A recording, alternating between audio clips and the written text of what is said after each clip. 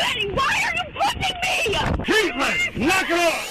This is Officer Kovac, a policeman who didn't approve of his daughter's relationship with 18-year-old Makai Coleman. After tracing his daughter's laptop to the residence, he spotted Makai's car driving by and decided to pull it over.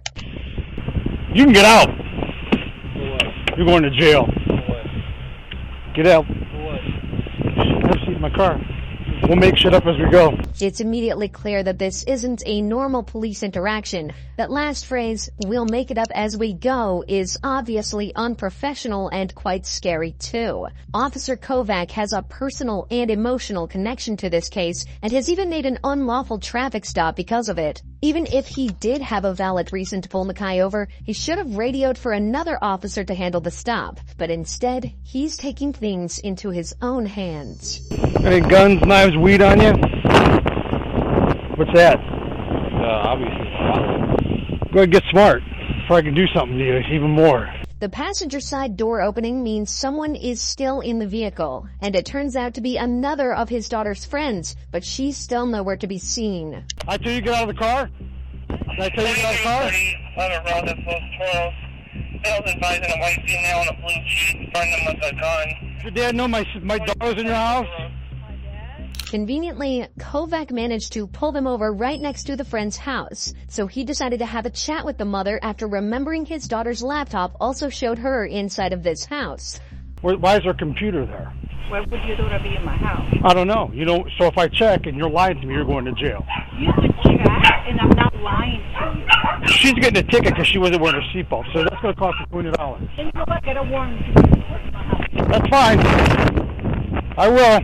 The woman politely invites Kovac to search her home despite having no legal obligation to. He tells her that because her daughter wasn't wearing a seatbelt, he's going to write them a ticket for $200, causing the woman to revoke her consent to search. It's becoming clear just how much he's willing to abuse his power to solve his own personal issues, so the woman decides to speak up.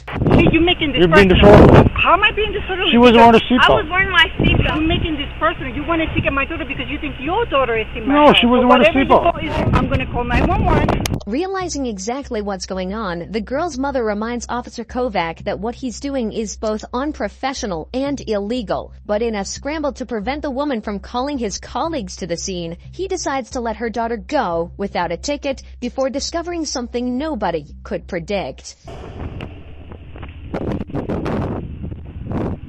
I didn't even see you. Get out of the car. Get in my car. Go ahead, you guys are good. Ma'am, they could go with you. The officer's daughter, Caitlin, had been hiding inside Makai's car the entire time, obviously terrified of what her father might do to her and her friends. It turns out her fear wasn't unfounded, as he proceeds to essentially kidnap his own daughter by forcing her into his vehicle. Get in my car. Goodbye. You can't take me. I am 18. You have to give me a reason. By law, Eddie, why are you pushing me? You can't! You can't! Caitlin! Knock it off! You don't want me! I know! Why you can't do this? Yeah, she did nothing. I'm an adult! Get in the car. She's going to the hospital. She said she was going to kill herself Friday. No, I didn't! I didn't know! Caitlin is essentially being kidnapped here. She's broken no laws and is legally an adult, meaning she can stay or go with anyone she wants. But despite that, he tells her that she has to come with him to the hospital as she needs a psychological evaluation. There's no need to point out just how badly Officer Kovac handled the entire situation. Internal Affairs did that for us. It was quickly concluded that Kovac acted illegally and irresponsibly. During the entire interaction, Kovac was listed as an available unit and was called to a domestic abuse case, but he never responded. Officer John Kovac was later fired from the police department for his unprofessional behavior. But it's not only police officers that can be protective parents, though. Take this example from Vermont, when a 52-year-old father tried using an excavator to attack the officers that were arresting his own kid.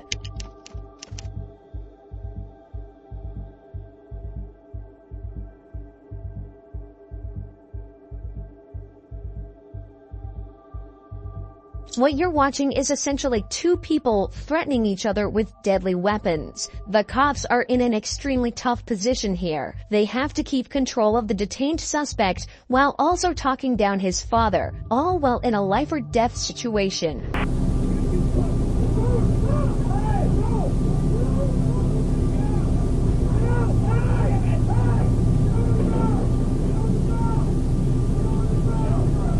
For all available units, I've got 343 and 254 and a 1010. Unfortunately, this is where the footage ends. However, you can make out the radio dispatcher informing other officers of a 1010 at the address. A 1010 is a fight in progress, and more units are quickly dispatched to help these two officers take control of the situation and take the entire family into custody. The son was arrested on charges of burglary and assault, while the father was also taken into custody and arrested. In both of these cases so far, a cop's family member hasn't been directly arrested. But this next case shows what happens when a cop has to arrest his own daughter for a DUI. You stop with this shit, you're arrested for DUI. On the 28th of December 2022, a witness had observed a white vehicle strike a traffic light and then quickly drive off. A part of the vehicle's bumper had fallen off in the road after the hit. Around 15 minutes after the call, police located the suspect's vehicle at a gas station across the road. But the driver was the last person they expected. Come back from Applebee's? Yeah, I had a drink. Okay. How old are you? 21. My dad is, Listen, your bumper's in the road over there. Did you just hit that pole? No, I promise I did not. No? The very thing 21-year-old Teresa says is that her dad is an officer with the local PD, possibly hoping that he'd come and get her out of the situation. But the cops at the scene are sure that things are way past that. You left Applebee's. Yeah, I left Applebee's. You cut through the plaza. You came out by Lowe's and Chick-fil-A. Yeah. Did you hit the traffic pole that's right there? I did not hit the traffic pole. This part was hanging off already. I hit a deer in Pennsylvania because I go to school in... Do you smoke marijuana recreationally? No, I do not smoke marijuana universally. Universally, smoking marijuana isn't the only part of her story that doesn't make any sense. She's saying that her bumper was already hanging off from an accident in Pennsylvania around 25 miles away, and it just happened to fall off right as another car identical to hers struck a traffic light. But Teresa has a trick up her sleeve that might just get her out of this. At least, that's what she hopes. I hit a deer. You see this? I hit a deer before this. You can ask my dad. This piece fell off at the traffic light that you hit, that you knocked over. 670. Do you have another unit out with you? You call my dad? He's the sheriff's All right. officer. Hang out. Over the course of just a few minutes, Teresa brings up her dad over 5 times, obviously praying that he'll be able to find a way for her to get out of this. But before he can come to rescue her, the cops are starting to zero in on what really happened and begin to get at least some of the truth from Teresa. Did you drive away because you're scared because you maybe had one drink and you think you're drunk? Yeah. And you might get arrested, but you don't seem like you're drunk? Yes. So you want to just tell the truth? Yes, I'm telling you the So when after Applebee's, did you hit a traffic pole? You can't miss it. It lights up. It's red, green, and yellow. I hit a curb. You hit a traffic signal. No, I hit a curb. Yeah, you went up the curb, you hit the traffic signal fell down, and you I left. was texting. If you Okay. just call my dad, he would tell you. Well, The sheriff's officer, here's the thing. I promise Your dad, the you. sheriff's officer, wasn't driving your vehicle today. In just this one short conversation, Teresa admits that she did hit something, that she's more intoxicated than they realized, and that she was texting while driving. 3 driving faults that can each come with their own punishment. So now that the truth has come out, the detectives decide to speak with her father, John. But it turns out he's not there to help her. Hey, John, how are you? So your daughter hit a traffic pole. Okay. Where's the damage on the car? Okay, the damage on that car, on the car there, I think it was like the front right bumper. John explains that Teresa did hit a deer earlier and that the damage was on the front right bumper. but it was nowhere near as serious as the damage the car was currently sustaining. Can I come out? Are you guys out there? That's up to you. I'll see if she wants you to come out, if she wants, you to drive her home. Yeah, I appreciate it. Let me come out there and I'll see you guys. Thank you. Okay, all right, sounds good. It looks like Teresa isn't going to be getting the salvation she was hoping for from her dad. And just 5 minutes later, he arrives at the scene to talk with the cops. What's up? So, what she's saying, and where the damage was there, doesn't really make too much sense. So, tried to get some more information out of her, but and then that piece of bumper there. So, for the other one, was it just the bumper wasn't hanging like that? Yeah, no, so what it was is, basically, this was intact. Okay. This piece was missing, and the scratches here, that's all from the gear that she who's the officers. So right now, this is going to be my call. Okay. Coming out. Okay, gotcha. He's going to be providing all the details. Okay, who's your supervisor? Not that one, dude. I'm just asking. The cops who were first at the scene almost seem as though they're expecting John to try and make excuses for his daughter and get extra nervous when he asks who their supervisor is. Obviously, there are countless examples of corruption where officers, especially those in the higher ranks, are able to use their power to prevent their family from getting into trouble. However, the officers quickly realize all he's trying to do is gather all the information on the incident so he can make a fair assessment himself.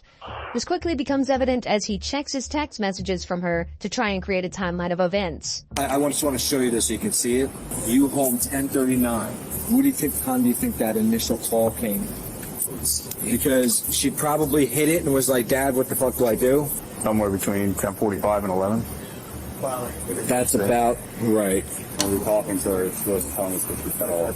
I mean, lying to her, she knows better. I'm a cop. She knows not to do that. Well, maybe she didn't even. Do you think she? I'm not once. I'm saying she didn't lie. Yeah. Okay. I want to be very clear about that. But she might not even look at the freaking car to see if there's any difference. However, despite John's willingness to help the officers out, the sergeant at the scene asks him not to get involved, so to guarantee the integrity of the investigation. So far, everything other than Teresa's conduct has been perfect and is a great example of proper policing. So, it's back to focusing on what Teresa had mentioned earlier. She says she'd only had one drink at Applebee's, but it's starting to seem as though she may be a little more drunk than they realized. Suspicions that were only confirmed after some field sobriety tests. And everything that happened today, right? I don't think that you were okay to take the officer from the vehicle. Dad! So, Dad! You got okay. Dad! Where's my dad? Oh, your dad's right over here.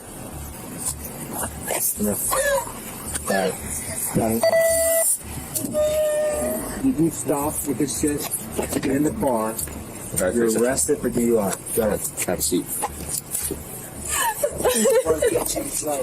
After being forced into the police vehicle by her own dad, Teresa was driven to the police station where her blood alcohol level was tested. It came back as 0.17%, over twice the legal limit. As of this upload, Teresa is still awaiting her penalty, but has been issued a court summons for driving under the influence, reckless driving, and failure to report a car accident. Teresa's dad followed protocol perfectly, but what happens when instead of the dad being called to handle his daughter, it's the daughter who calls the cops on her own dad? Well, that's exactly what happened on the 24th of March 2023, when officers were called to a domestic violence case that turned out to be nothing like they expected.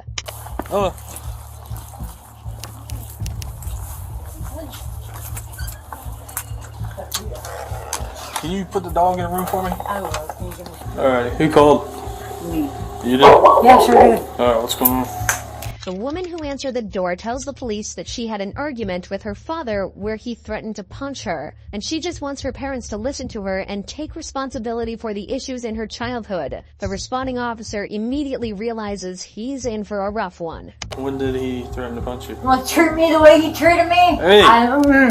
Are you talking to me or are you talking to them? No, I'm not talking. You know, I'm talking to her, making faces What at I'm me. saying though is you need to be talking to me. I have never once called the cops on someone before, and this first time, and he deserved it. Okay, well, he's going to go talk to him No, separate. not without me. Okay, then do you want us to conduct an investigation or not? In this time, the cops take her father into a separate room where he explains that his daughter had been screaming at him all day. Apparently, she was blaming him and his wife for decisions she made, and he was getting tired of the problems she's causing them. Despite the toxicity of the situation, things stayed calm, at least until the cops found a marijuana pipe in the daughter's bag. But you have a pipe in there that's commonly used to smoke Why marijuana. don't you take this? As well as the wrapping papers, so... Well, go. That's not your purse. You don't have the Okay, right it's to called get in plain it. view. Go the way. Plain view. Turn around, put Blah, your hands blah, behind blah. your back. Turn around, put your hands behind your back. I was trying to Turn around, put your Take hands the behind pot. your back. You're going to be under arrest for obstructing if you do not Yes, comply. Stand up. Off me, you prick. Ow, that's my kidney. Oh, that's right. No. Get on my back, get on my back. Give me your hands. Stop resisting.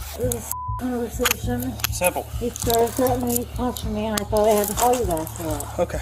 In the scuffle, the woman intentionally kicked one of the officers and resisted the arrest. The cops also searched her bag and found a myriad of intoxicants and illegal drugs. So, they read her rights and took her out to the patrol vehicle. Back inside the house, though, things are only getting weirder. The officer hears a sound coming from the bathroom and decides to investigate further. It happened back there. Something fell down back there. Probably Christine in the bathroom.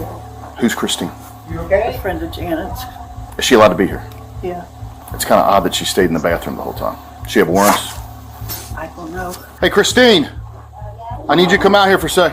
Unsurprisingly, the mysterious woman hiding from the cops in the bedroom turned out to have warrants out for her arrest and was also put in cuffs. The woman's parents explain that their daughter has been troubled for a long time and has serious trauma from when she was younger. They tell the police that she's currently in therapy for it, which might have brought it to the front of her mind and caused the aggressive nature towards them. But they never mention what the issues are. Nevertheless, the woman was charged with possession of illegal drugs and resisting arrest. The parents weren't charged with anything, meaning their daughter's call completely backfired on her. Drawing from what we know, it seems that the parents were mostly in the right here and had just been dealt a bad hand. Things are completely different for Bruce Adams, though, a father who decided to take matters into his own hands when his son was arrested by abusing his power as a county commissioner. Tell me who I called to find out why he's in jail. You want me to sue the son of a county sheriff? In November 2022, Kenneth Adams was pulled over for running a stop sign. But as it turns out, Kenneth was in much more trouble than he realized. How's it going? Good. What did I do wrong? Good. So the reason I stopped you, you didn't come to complete stop the stop sign? I did. And then you didn't have your turn signal on? I sure did. Okay. I know for a fact I had my turn signal on. Okay. That's why I was surprised you were pulling me over, but whatever. The officer then took his license and ran it through the system, where he would discover Kenneth had a warrant out for burglary and theft of a vehicle. All of a sudden, Kenneth becomes defensive and refuses to exit the vehicle. Can I get you to step out of the vehicle with me? What are you doing? No, what's going on? Seriously, what's going on? You have a warrant. How do I have a warrant? I don't know how you have a warrant, but it's on our system right now. You have an active warrant out of 7th District Court here in San Juan. I've gone to, no, that's incorrect. Okay, well, it's on our system right now. Well, I'm not going to argue with you about it. You're going to go to jail tonight on that warrant, okay? No, I'm not. Dude, this is absurd. Mr. Adams, you do have an active warrant for your arrest. And who issued the warrant, though? The courts have it issued. For what, though? Because I've gone to court for everything. There should not be an active warrant for me anywhere, dude. Kenneth claims that he's already been to court for his previous crimes, but the warrant still calls for his arrest. For the majority of smaller cases, the suspect is tasked with turning in the documents that prove that they've been to court and completing any classes they were made to attend by the judge. Without those documents, the court cannot confirm they attended anything. So when Kenneth forgot to turn his in, the warrant remained open, and the police had no way to tell that he had in fact been to court. Issued October 13th. For what? It has some felony charges, burglary charges. Dude, I've been to court for that. No, I've been to court for that. You want to know the charges? Yeah, I do. So it has 2 burglary charges listed, a theft charge, mischief. That's on my old case. 3 charges of burglary of a vehicle, and criminal trespass. Yeah, why is that floating at me? Kenneth was taken away to the station, but this is when his father, Bruce Adams, turned up, who turned out to be the county commissioner for the local area. How convenient for Kenneth. Immediately after arriving at the scene, Bruce demanded to know what was going on and quickly started to show signs of corruption. Where's Kenneth? He's in jail. They took him. You already took him to jail? They took him to jail, and I stayed here with the car. Why? For a warrant. Who do I call to find out? To find out the warrant? You're a police officer. Tell me who I call to find out why he's in jail. I gotta be careful with this stuff, Bruce. You understand that? Okay. That's the warrant. Okay, so it says warrant status active, offense burglary, burglary, theft, criminal mischief, burglary of a vehicle, burglary of a vehicle, burglary He's of a already vehicle. been to court over that. It's you saw the warrant right there. I showed you the warrant. He's been charged with that, and he has a plea in abeyance on all of it. What do you want me to do? I want you to turn him loose. I can't turn him loose, Bruce. Who can? Nobody can. He's been arrested for a warrant. The courts can. And the warrant's false. Huh? The warrant's not false. You want me to sue the son of a county sheriff because he arrested my kid on a false warrant? The warrant's right there. Bruce is obviously trying to abuse his position and influence the commissioner to try and save his son from the law. But luckily, this officer stands his ground and refuses to cave in. Eventually, though, Kenneth was released from jail, the warrant was withdrawn, and no further action was taken against Bruce.